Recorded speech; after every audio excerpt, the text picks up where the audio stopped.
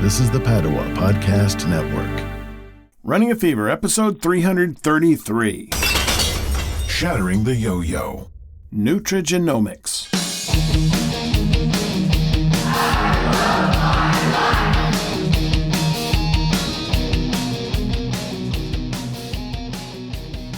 Previously on Running a Fever. And we know that everybody's different.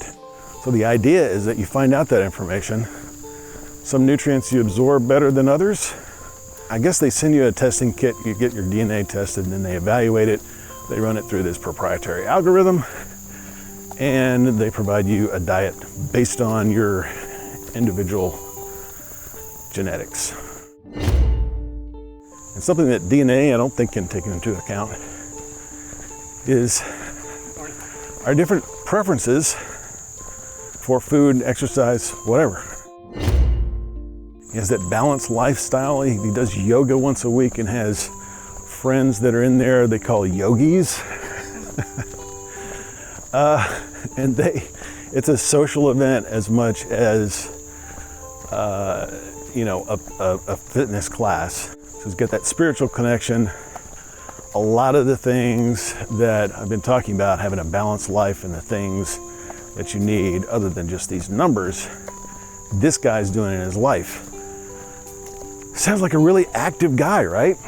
This guy, this month, is turning 80.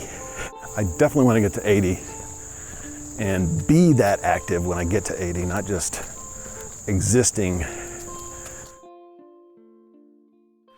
We're on number 64 of our Shattering the Yo-Yo series, looking back at episode 92, which came out November 2nd of 2018, a year in which I dramatically improved my health. I'm trying to learn what I did that year in hopes that I can avoid the yo-yo diet syndrome in the present day. That year, my uncle turned 80, and the last time I checked, he was still going strong. He turned 85 this year, and I think the secret to his long life may lie in his lifelong habit of living an active lifestyle. I seem pretty skeptical of the DNA-determined diet as I reviewed Nutrisystem's DNA Body Blueprint Kit. I have a lot more information now. There are several companies offering similar services, including DNA Fit, Genopalette, Holistic Heal, Cura Integrative Medicine, Nutrigenomics, with an X at the end, GX Sciences, Inc., and the Gene Box. So it's expanded quite a bit. There's even a name now for this area of scientific practice. It's called Nutrigenomics.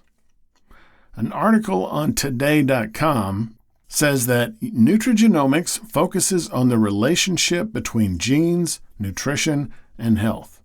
It seeks to explain how our bodies respond to what we eat and drink, and how we can use that knowledge to promote activity in our good genes and suppress it in our bad genes.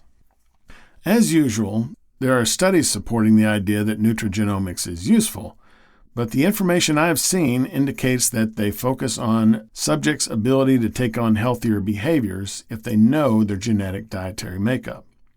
It seems to me that being in a study like that would in itself help people to change their behavior for the better. But I am not a nutrigeneticist, so take my opinion with a grain of salt. I wouldn't fault anyone for getting information based on their genetic makeup. It certainly can't hurt to have more knowledge. And there seems to be a number of sources one could use and compare their data, which is what I would do. But the bottom line is that I didn't go through this process when I published the episode, so it certainly wasn't instrumental in the success I was able to achieve. This is an interesting topic, though, and I think information will continue to come out as to how useful DNA testing can be in improving one's diet. I hope you enjoyed this episode. If you've got the fever, keep it. If you don't, go out and catch the fever, and I will talk to you next time on Running a Fever.